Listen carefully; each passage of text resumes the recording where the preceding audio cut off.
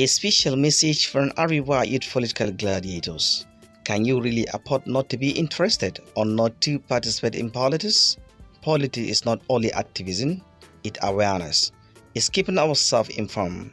It's caring for the fact. When it's possible, it's casting a vote. Politics is a tool through which we can structure ourselves as a group and society.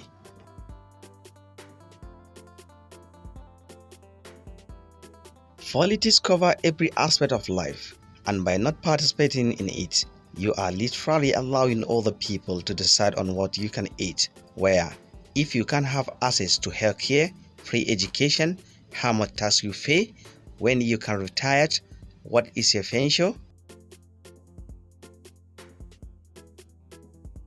Other people are also deciding on whether your race and ethnicity is enough to consider you as a criminal, or if your religion and nationality is enough to put you on a terrorist list. We need to teach people at early age about decision making and how to be part of it.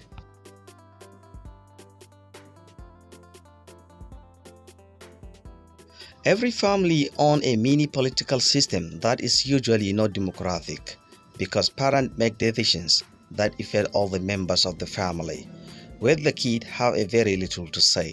Similarly, politicians make decisions that affect the whole nation, while the people have very little say in them. My proposal here and advice is try out for the family democracy meeting systems, because that will enable your kids to exercise their agency and decision making from every early age. If you include a kid in the family conversation, they will grow up and know how to participate in politics conversations, and most importantly, they have other engaged.